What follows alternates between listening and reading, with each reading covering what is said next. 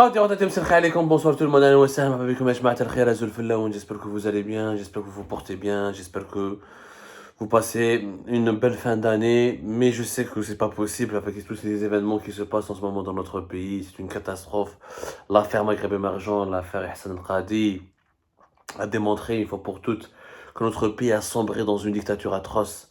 Les prisons algériennes pleines de détenus politiques, pleines à craquer de détenus d'opinion.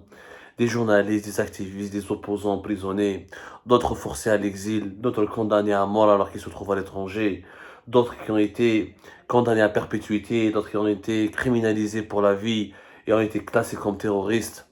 Triste Algérie, Ajma'a, notre pays va mal, va très très très mal. Impossible de souhaiter une belle année ou une belle fin d'année ou là d'espérer quelque chose de nouveau ou là de meilleur dans un contexte morose avec un malaise aussi ambiant, avec des dégradations dans tous les secteurs, même la situation économique. Moi, je peux chercher le khair, des libertés publiques, on est dans une dictature, on a des gratte-ciel, on a une coupe du monde, on a une croissance à 2 chiffres, on a créé des emplois, et on exporte, on a une puissance industrielle, معليش رانا سامحين فيها avec la démocratie ou de les libertés publiques. ما كان والو. Économiquement, le pays n'a jamais abrité autant de chômeurs. La vie n'a jamais été aussi chère, l'inflation n'a jamais été aussi forte. Le dinar algérien n'a jamais été aussi instable. Les perspectives socio-économiques n'ont jamais été aussi sombres. La production nationale n'a jamais été aussi faible. Les problèmes climatiques que nous subissons, le réchauffement climatique, la sécheresse, ce que nous avons subi avec les feux de forêt en 2021, comme en 2020, nettement beaucoup moins de morts, mais avec des morts, quand même une dizaine de morts. Les perspectives sont très inquiétantes. L'avenir est très inquiétant pour notre pays. Moi, je voulais faire cette émission pour partager avec vous un coup de gueule. On est sincère, nous on défend l'intérêt général et on parle avec notre cœur. Moi, j'ai aucun parti, je n'ai aucun clan, je n'ai aucun parti pris, je n'ai aucun intérêt à défendre. Moi, c'est l'Algérie, mon pays, et je défends mon pays jusqu'au bout et je dis ce que je pense et j'estime et je propose ce que j'estime à mes yeux est nécessaire, est important pour le développement et l'épanouissement de notre pays. Quand je me trompe, je le reconnais. Quand j'ai raison, je continue. Quand j'estime avoir raison, je vais jusqu'au bout de mes convictions. Au début de cette semaine, j'ai participé à une émission de télévision sur le Maghrébia. Maghrébia, qui est actif depuis ici Paris-Londres, qui est le dernier espace médiatique plus ou moins structuré, qui donne la parole aux opposants. Même si je ne partage pas tout ce qui se dit sur le Maghrébien, mais ils ont la gentillesse, la bienveillance de m'inviter de temps à autre, ils me donnent la parole. Ils m'ont donné la parole la dernière fois sur l'affaire Qadi Hassan et j'avais fait un commentaire, une analyse qui a irrité les participants au même débat auquel j'ai participé. Les participants qui étaient avec moi dans ce débat-là n'ont pas apprécié que je critique le Hirak et que j'estime et que je mets devant leurs responsabilités les Hirakistes, notamment les rêveurs de ce 22 février 2019 qui nous avaient fait croire que le peuple c'est bon et s'est réveillé, que le peuple est une force que nul ne peut arrêter et que le peuple va contraindre l'armée à procéder au changement démocratique et que le peuple va contraindre le régime à partir et que ils vont tous partir et que tout le monde va être déboulonné, que l'Algérie, après Bouteflika, va connaître que le meilleur et le bonheur et que l'après Bouteflika sera ce rêve absolu, l'espoir tant attendu d'une Algérie libre de droit, d'état de droit, de justice sociale, sera enfin concrétisé, réalisé. La nouvelle Algérie, va répondre aux aspirations du peuple. قلت أنا une analyse, un commentaire sur le plateau de Maghrébia, قلت يا جماعة وراهم les 13 millions تاع 22 février 2019 وراهم les 13 millions وراهم لي 13 مليون اللي كانوا يهضروا علينا ويقول لك باللي النظام لازم يطيح والنظام لازم يروح وكيشوفوا الجيري تعليم كيفاش خرجت وراهم لي 13 millions du 22 février qui nous ont fait croire que le problème de l'Algérie c'était que Bouteflika, Ahmed Yahya, Saïd Bouteflika et les oligarques. وراهم لي 13 millions d'Algériens اللي قال لك il faut pendre Bedoui ou Ben Saleh et Saïd Bouteflika ou Yahya Oussellal et comme ça l'Algérie se portera bien. Ils sont tous partis, les Bouteflika sont tous partis. À l'exception de Abdelmajid Tebboune, il n'y a que pratiquement plus aucun symbole du régime Bouteflika. Abdelmajid Tebboune qui était l'un des anciens ministres les plus classiques aussi, les plus importants du régime Bouteflika. Gaï Salah مات, قال لك Gaï Salah هو le dictateur, il a voulu saboter la révolution, lui c'est lui qui est à l'origine de la répression du Hirak, c'est lui qui a bloqué les aspirations du Hirak, مات Gaï Salah le 23 décembre 2019 مات. وراح. Et mis à part Saïd Chengriha, tous les anciens collaborateurs et tous les cadres du clan Gaïd Salah, où ils sont en prison, ils ont été mis à la retraite, ou là, forcés de prendre leur retraite, ou là, ils ont été réduits au silence. Voilà maintenant les 13 millions de hirakistes pour nous dire, à l'époque, le problème de l'Algérie, le mal de l'Algérie à l'époque, c'était Saïd Bouteflika, le clan Bouteflika ou Gaïd Salah. Les deux sont partis et l'Algérie est encore pire qu'avant. تبعناهم جماعة الحراك وقلنا معليش ونخرجوا بوتفليقة وبالك مور بوتفليقة الجزائر تكون مليحة. راح بوتفليقة والسعيد وراحوا لي زوليغارك علي حداد والطحكوت راحوا كاع. وش بقى في الجزائر؟ l'Algérie s'est améliorée ou il est pire qu'avant. Une prison en ciel ouvert. وراهم les 13 millions de hirakistes في l'affaire Qadi Hassan. Est-ce qu'il y a eu un rassemblement? Rien. Est-ce qu'il y a eu un sit-in? Il y a eu une pétition. Ils ont signé que sur Internet. ولنا كيما زمان le militantisme cybernétique. Voilà. Khaled Darni, quand il a fait de la prison en 2020, il y a eu quelques rassemblements. Combien de personnes ont participé au rassemblement de Khaled? Une dizaine. Belqasem Houam تاع الشروق راهو في الحبس depuis début septembre 2022. كش واحد حوس عليه. Hakim Debbazi qui met fin avril 2022. Combien de rassemblements? Mis à part Rachid Nekez et quelques-uns de ses collaborateurs qui ont fait un rassemblement devant la prison de Chlef et qui ont fini très mal. Et Rachid Nekez paye toujours le prix fort de ce rassemblement qui lui a coûté un énième séjour en prison. Et cette fois-ci, il semble que ce séjour sera très long. Personne ne s'est mobilisé pour le Hakim Debbazi. Qui se mobilise maintenant pour l'Algérie? وراكم يا الحراكيست، وراكم يا جماعة السيلفي، وراكم يا جماعة يتنحوا كاع، وراكم يا جماعة بوتفليقة سي لو مان ابسولو، وراكم يا جماعة كنتوا تسبوا في لي زوليغارك وتسبوا في يحيى وفولي كونسيديري كوم لي مان ابسولو. راحوا جماعة بوتفليقة وراحوا جماعة يحيى وراحوا جماعة السعيد وراحوا جماعة قايد صالح. Regardez ce que l'Algérie est devenue pire qu'avant. Pire qu'avant, vous ne pouvez même pas parler. Au moins à l'époque, le 22 février, le régime Bouteflika a laissé 13 millions de personnes sortir dans les rues. Allez-y maintenant sortir dans les rues. Osez, qui ose maintenant sortir dans les rues? Qui ose manifester dans les rues? Tout le monde a peur maintenant en Algérie. Tout le monde a peur. T'as كلمة تدخل الحبس. Dès le commentaire sur Facebook تدخل الحبس. Dès une photo تدخل الحبس. Tu parles anonymement تدخل الحبس. Tu es journaliste تدخل الحبس. Tu es politicien تدخل الحبس. Il reste plus. Qu'est-ce qu'il reste en Algérie d'aujourd'hui? Rien. Ourah l'espoir du Hirak.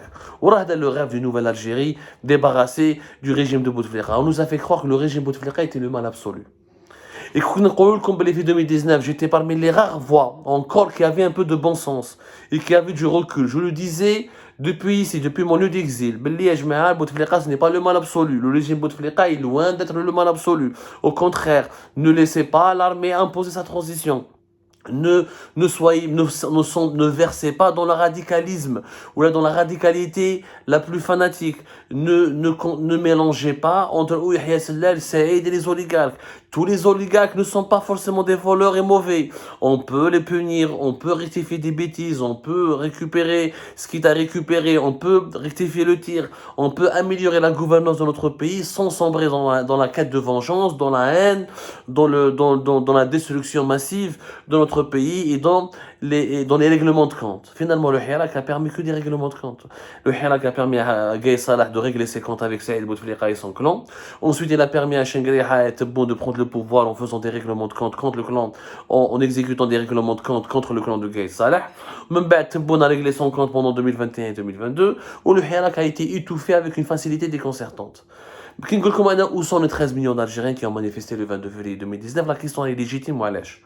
Parce que les gens ne peuvent plus sortir, il n'y a plus de hirak parce que les gens ont peur. Est-ce que le régime a tué en Algérie? Excepté quelques éborgnés qui ont perdu l'usage de leur œil en Kabylie et 1 ou 2, 3 morts qui sont morts dans des bousculades lors des manifestations du Hirak, il n'y a jamais eu de tir à balles réelles en Algérie. Le régime n'a jamais tué. Contrairement au Soudan, contrairement à l'Égypte, contrairement au Yémen, contrairement à la Syrie, contrairement à l'Irak, contrairement à pas mal de pays dans la région où les manifestations populaires, où les printemps, où les mouvements de contestation se sont toujours soldés par des centaines de milliers de morts, comme on voit par exemple en Iran, le régime algérien n'a pas tiré une seule balle réelle. Comment se fait-il que sans répression féroce, le régime algérien a dominé le Hirak? Oui, il y a eu des arrestations. Combien il y a eu d'arrestations? Jusqu'à 2022, nous avons 10 000 personnes ont fait de la prison. Il n'y a pas eu 100 000, 10 000 personnes. Donc le régime algérien a étouffé un mouvement de 13 millions de personnes qui a commencé le 22 février en se contentant d'emprisonner uniquement 10 000 personnes. Tous les prisonniers politiques, depuis l'été 2019, jusqu'à la fin de l'année 2022. Combien de personnes ont fait de la prison pour leur nom, pour leurs commentaires, pour leurs opinions politiques, pour avoir critiqué le régime, pour avoir essayé d'organiser une manifestation ou pour avoir participé à une manifestation. 10 000 personnes, on va arrondir le chiffre. On va dire que toutes les personnes qui ont été harcelées, placées en garde à vue, arrêtées, relâchées, harcelées, 20 000 personnes, un goulot 100 000 personnes. Mais c'est pas 13 millions de personnes. Sur 13 millions, il nombre 13 millions, il y a uniquement 100 000 qui ont été touchés par la répression. Et les autres n'ont pas été touchés par la répression. Ils n'ont pas fait un passage en prison. Ils n'ont pas séjourné en prison. Ils n'ont pas été harcelés. Ils n'ont pas été convoqués dans les tribunaux. Voilà, je ravoue. Il n'y a pas eu de balles réelles. Il n'y a pas eu de répression. Il n'y a pas eu les chars. L'armée algérienne n'a pas mobilisé des chars pour écraser, pour tirer sur les gens. Il n'y a pas eu des gardiens de la révolution comme en Iran, ou des gens, des hommes en civil qui tiraient à bout de champ avec des snipers comme à Damas, en Syrie en 2011. Il n'y a pas eu tout ça en Algérie. La répression, elle était bien encadrée, mais elle était redoutablement efficace. Pourquoi? Parce que le Hirak n'était pas fort. Parce que ce n'était pas un mouvement politique réellement de colère populaire comme on le croyait. C'était un mouvement des défoulements. C'était un beau mouvement socialement. Il y avait de la musique, il y avait des chants. Il y avait des belles idées, il y avait des beaux projets, il y avait des utopies, il y avait des ambitions, mais c'était pas un mouvement de contestation, c'était pas une révolution. Ce n'était même pas une révolte, c'était un mouvement de défoulement collectif. Le peuple algérien a voulu défouler, il avait besoin de défouloir. Et à l'époque, on pensait, il avait trouvé comme bouc émissaire le régime Bouteflika et ses symboles. Il pensait que le régime Bouteflika et ses symboles étaient le mal absolu, et c'est ce qui explique pourquoi l'Algérie allait mal. Ils sont partis, les symboles de Bouteflika et les symboles de son régime. Ils ont été déboulonnés, emprisonnés, incarcérés. Certains même sont morts, comme Abdelaziz Bouteflika. Et l'Algérie, comment elle est maintenant? Sinistre. Sinistre, l'Algérie, elle est sinistre. Une prison à ciel ouvert. Et à l'exception, même durant les années 90, on avait plus de liberté. Les journalistes algériens avaient plus de liberté les années 90, pour la guerre civile, pour le terrorisme que maintenant. On pouvait plus s'exprimer, organiser des rassemblements, et se mobiliser, et partager, vivre ses libertés publiques et individuelles durant la décennie noire que maintenant. C'est l'une des parenthèses. Depuis 2019 à aujourd'hui, l'Algérie vit l'une de ces parenthèses totalitaires les plus compliquées et les plus dangereuses de son histoire contemporaine. Comment expliquer cela? وراهم les 13 millions de Hirak. C'est à eux de nous donner des réponses. انتوما اللي خرجتوا بهذاك العام وسبيتونا حنايا. انا قلت شي تاع السعيد شي تاع طحكو شي كذا وسبيتونا وما خليتوناش. Et vous pensiez que vous aviez la vérité, que vous aviez toutes les réponses à vos questions, et vous pensiez que vous étiez la révolution. Vous nous aviez même dit que vous étiez la vérité et que vous étiez la seule voie qui permettrait à l'Algérie de redevenir heureuse et libre. Et maintenant votre voie, voilà où est-ce qu'elle nous a mené. C'est le Hirak qui a mené Abdelmadjid Tebboune au pouvoir. Bien sûr c'est le Hirak. وكان ماشي الحراك عبد المجيد تبون سعيد بوتفليقه كان حاب يدخلوا الحبس. سعيد بوتفليقه دخل وليدو الحبس. دخل وليد تبون كان في الحبس وتبون كان يلحقوا الحبس. Il pouvait même pas voyager. Il pouvait même pas sortir du pays. Il était enfermé avec le départ en train d'attendre la sanction. جا الحراك هو اللي سلكوا مع قايس صالح. قايس صالح وكان ماشي الحراك, il n'aurait pas pu prendre le pouvoir. L'armée n'aurait pas pu s'emparer du pouvoir absolu alors qu'elle partageait le pouvoir de Bouteflika avec des civils qui étaient un petit peu corrompus, peut-être même beaucoup corrompus, mais ils partageaient le pouvoir. Oui, les civils corrompus ont laissé le pays respirer plus ou moins. À l'époque de Bouteflika, liberté de travailler. Rachid Nekez, il militait. Al-Watan pouvait s'exprimer. Qadi Ihsan et Maghreb émergent pouvaient travailler. Abdou Sammar et Algérie Part pouvaient travailler. اليوم كان والو. C'est le résultat de quoi? Tout ça, ça a commencé à partir du Hirak. C'est le Hirak qui a mené l'Algérie dans cette impasse. C'est le Hirak avec son inconscience, avec ses erreurs, en sous-estimant le régime, en réduisant les problèmes du pays uniquement à la clique, à Bouteflika, à sa clique, en tombant dans les pièges de la manipulation de certains officiers du régime, en refusant le dialogue à l'époque où en mars, si on avait négocié en mars 2019 avec l'Akhdar Brahimi et Ramtan Al-Amamara qui ont été dépêchés par Abdelaziz Bouteflika pour négocier avec les opposants pour une période de transition pendant une année et durant laquelle on va trouver un successeur à Abdelaziz Bouteflika, notre pays aurait connu une transition plus douce. On aurait préservé les libertés publiques, le peu de libertés publiques qu'on avait à l'époque, le peu de libertés individuelles qu'on avait encore à l'époque, on aurait pu les agrandir, les préserver, les cultiver. On aurait pu faire un modèle de transition calme, rassurant, qui va aboutir à des véritables élections présidentielles avec un cas de compétent au pouvoir et de sincère. La transition brutale, la brutalité du départ du régime de Bouteflika explique aujourd'hui la brutalité de ce nouveau régime qui s'est instauré. Pas avec la bénédiction du Hirak, avec sa participation, parce que c'est le Hirak qui a refusé les feuilles de route qui ont été proposées par les Bouteflika, notamment à travers Amtan Amamra et Khadr Brahimi. Rappelez-vous en mars 2019. Et qu'on a dit vous devez négocier. Quand ils ont dit téléphone, le peuple ne veut pas. Mais le peuple ne sait rien. Le peuple, il veut ce qui lui semble être le bien. On n'est pas dans la politique, c'est pas du populisme. Le peuple, il fallait lui expliquer, il fallait lui éclairer la lanterne, il fallait le mettre en garde, il fallait lui donner toutes les données pour qu'il puisse juger. On lui a pas donné toutes les données. On lui a pas dit, comme moi j'ai dit à l'époque, on risque d'avoir une dictature militaire plus atroce. On risque un scénario à l'égyptienne, on risque un scénario à la syrienne, la brutalité, la radicalité, la violence, l'extrémisme dans les prises de position ne sont pas bonnes. Ce sont des choses qui sont dangereuses. Au contraire, on a quelques acquis. Tout n'est pas mauvais à l'époque de Bouteflika. Il y avait quelques acquis qu'on aurait pu utiliser, qu'on aurait pu cultiver, qu'on aurait pu préserver pour aller encore de l'avant. On ne voulait pas nous écouter. Ce discours, le peuple n'écoutait que le discours des extrémistes.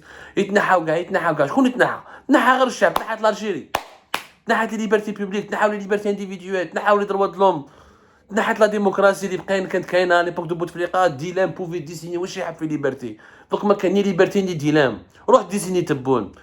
Ghilas Aïnouch, il a été condamné pour 10 ans, il a été avec mandat d'arrêt international, il est condamné pour terrorisme, alors qu'à l'époque de Bouteflika, il dessinait Saïd Bouteflika comme il voulait. On a saccagé notre pays. Voilà ce que les Hirakistes, voilà ce que les 13 millions de Hirakistes ont fait. Ils ont participé, ils ont contribué à saccager notre pays. C'est une vérité. Moi, je le dis haut et fort. Et je m'en fous que vous aimiez ou que vous n'aimiez pas, parce que c'est la vérité. Où je mets les opposants, les gens de Montréal, fait Londres, Aïchen la belle vie, ils ont la liberté, ils vont passer le 31, le réveillon avec la coquille Saint-Jacques, une bouteille de vin, ou là dans les meilleurs restaurants de Londres et de Montréal et de Genève. Ils vont donner des leçons de patriotisme aux gens. Eh ben, allez, comme. Vous avez trompé le peuple algérien. Le Hirak a fait beaucoup d'erreurs. Et le Hirak sera jugé dans l'histoire du pays comme étant un mouvement qui s'est lourdement trompé. Et les erreurs du Hirak vont nous coûter très très cher pour l'avenir de l'Algérie.